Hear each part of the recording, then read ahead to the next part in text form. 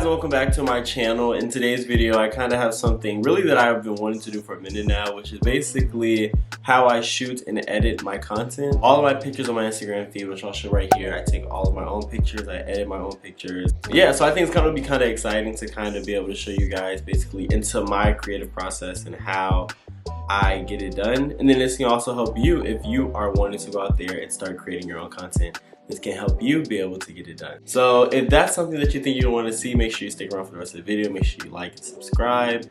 And then let's jump straight into the video. So as you can see right now, I'm sitting in like a spot that's not my normal usually like recording spot. I've been trying to play around with like lightings a little bit and like settings because like I have a whole place. Why don't I like record all around it, you know what I'm saying? So definitely I think right here is kind of cute. I've never shot really like closely to a window like this because I've been thinking it's gonna like darken the shot, but hopefully I'm still like, I'm trying to look at myself in the viewfinder. Hopefully I'm still in frame. I feel like my hoodie looks wrinkled as hell.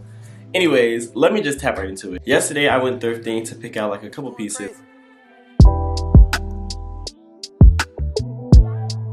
As I mentioned before in a couple of my old videos, I plan on like selling all of my clothes and doing like a kind of thrift kind of thing where everything is gonna go. So I'm trying to get some new pieces in so that when it's time to sell my old pieces, I don't have anything to worry about. So I'm gonna kind of give you like a mini thrift haul, and then I'm gonna pick out maybe some pieces from my thrift haul today and film in it. I'm gonna film in my room just because it's easier that way. I would go outside and film. Like I filmed outside the other day. It was so amazing. The pictures came out so cute, but I just feel like right now I don't really have the pieces that I want, because I have a shot idea in my head where I want to go take a picture at, but I don't have the pieces for the outfit that I kind of have in my mind. So I'm gonna wait, hold off on that. So we're gonna do a shoot inside my room today.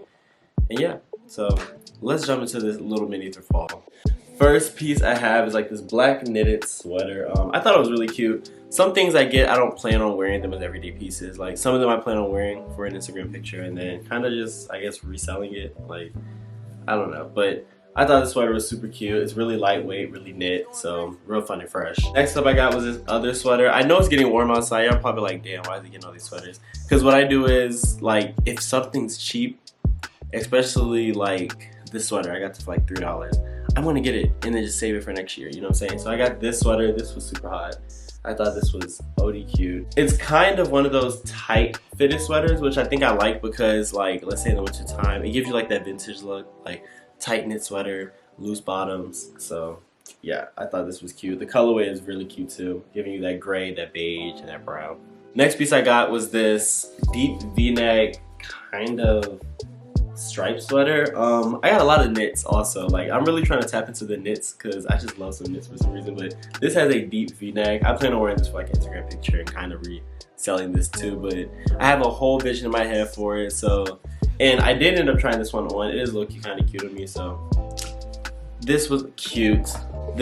I got this freaking vest. I'm probably gonna shoot in this today because it kind of ties in with my room scheme, and I can do like I can do some cute shit in this today. So I'm gonna probably try to tie this into something.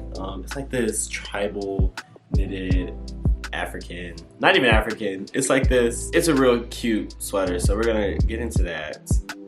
This is the fit for today's shoot. It's giving you very much, you know, 1970s vintage chill wear. Like I'm really living for this right now. I'm really debating if I want to go outside and shoot or if I just want to stay here and shoot.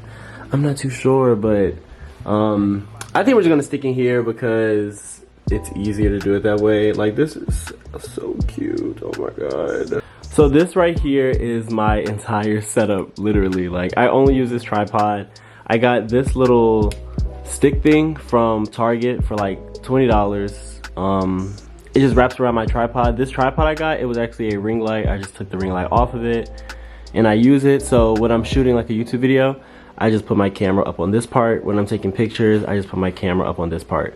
This is adjustable, it's bendable, so it's easy to like get the perfect angle that I need. So if you're trying to take your own pictures, I recommend kind of getting one of these kind of rig nig setups because they're really helpful and they kind of really make sure I can get any angle possible. So I'm going to be showing you guys 2 ways to take your own pictures. I'm going to be shooting on my camera, but I'm going to also show you guys how to shoot on your phone, because most of the time I used to shoot on my phone, but now I'm trying to gear over into strictly shooting on my camera. But I'm going to do the phone tutorial first, and then I'm going to shoot my pictures, because I can't record me shooting on my camera with my camera. So I'm going to record the phone process first, and then I'm going to shoot myself. And then, do you guys hear him? He's like mad at his toy for squeaking. It's terrible. But yeah, I can't shoot me shooting with my camera, so I'm gonna shoot with my camera and then kind of basically just explain afterwards, I guess. Or I'll give you guys like a phone kind of mini, I don't know, but we'll make it happen. But I'm gonna show you guys how to shoot with your phone first, so let's tap into that. So basically this is going to be the set. So my bed is now my set. I moved my little plant right there, made my bed. So this is how we're gonna take these photos. Most of the time, this is how my setup looks. I just have my phone, I'm on the back camera, always on the back camera, and then I kind of just angle it to where I want the shot to be. Sometimes I do use the app Lens Buddy, which I'll show y'all right now. So this is Lens Buddy. It's kind of just like, okay, if you got a timer, you can do 10 snaps, 2 seconds photos. And I feel like when I use Lens Buddy too, it's like, all right, I'll show you. I tap one, they'll go in increments. So this will take, you got 5 seconds to pose, take a picture, you get another 5 seconds, take a picture, you get another 5 seconds. Basically it goes on and on and on. When I use TubeBuddy also, for some reason the pictures come out super clear. So if you don't have a selfie button, definitely use Lens Buddy.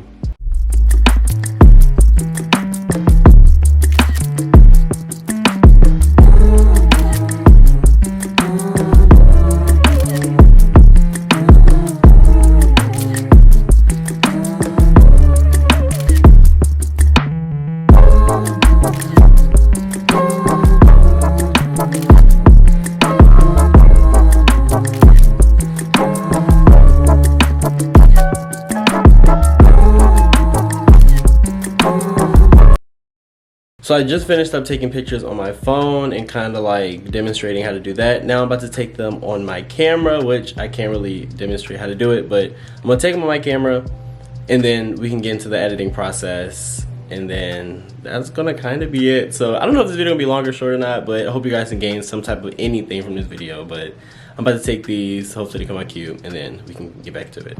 So I just finished uploading the pictures to my iPad, and this is basically how they came out. Really, I mean, I'm not too, they came out really good. Like you guys can see, like, these are cute. So I'm about to go through all these pictures and pick my favorites, and then we can kind of start the editing process. So these are the final pictures we ended up going with. First, it's this one, this detail shot. Then there's this one, then this one, then this one, then this one, and then this one, and then this one. And damn, that's a lot of pictures. Yeah, that's it. So let's edit these. So first thing I usually do on all of my photos is I turn the highlights all the way down. I just feel like that makes the, I don't know, it makes the photo look better. I usually turn my shadows up. Sometimes I play with my whites, but I usually always turn them up also, and then I also play with my blacks depending on the photo, and I turn them either up or down. In this photo, I wanted it to look a little brighter and more vibrant, so I decided to turn most of the things up. For my vibrance, I always turn my vibrance up to around 30 so it can have that pop color effect. When it comes to saturation, sometimes I don't really play with saturation, but in this instance I turned it up to 4 because sometimes the saturation can make your color too warm and it just looks too pixelated and weird. Next, I go to my color mix, and this time I want to tap into my orange because that's going to affect my skin tone, and I decided to take it up to a 5 so I can look more melanated and glowy. And then I went to my yellows and I play with that. Sometimes I turn my yellows all the way down depending on the vibe of the photo. In this instance, I wanted to keep it really warm and have that vintage film look, so I chose to keep my yellows up for the most part. Then I move on to my greens. You see the plant in the back, I want it to be more vibrant and look more green, so I turn my hue up to about 23, and then I turn the saturation down so it's not too fake or too bright looking. So at this point, it is time to move on to the effects. I always turn my clarity down a little bit, and then I turn my texture up. I feel like it gives that a nice glow effect for some reason. Then I move on to my details. I always sharpen the photo to about 70 because when you upload it to Instagram, Instagram is going to mess with the quality. So I extra sharpen it so that by the time it posts, when it filters down because of Instagram, it'll still be sharp, if that makes sense. Next, I move on to noise reduction. I'm not sure exactly what noise reduction is doing, but it softens up the photo some so it doesn't look so like pixely. As you can see, it kind of like it smooths things out, so it's like a smoother to me.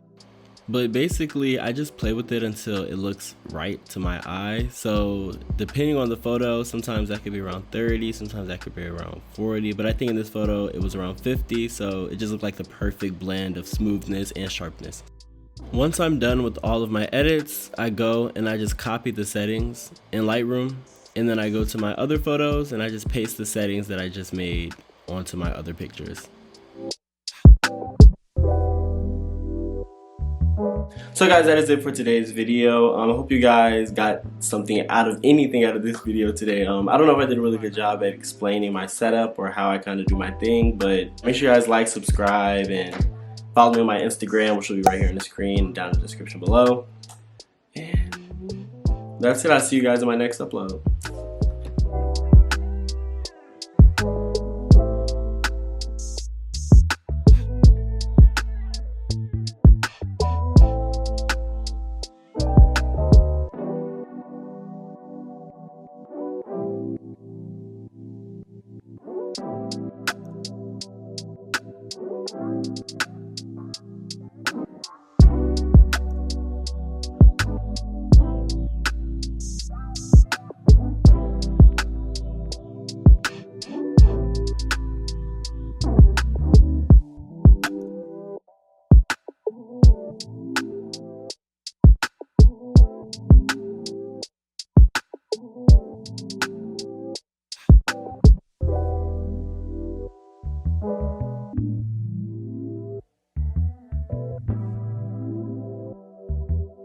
Active by night, keep going crazy.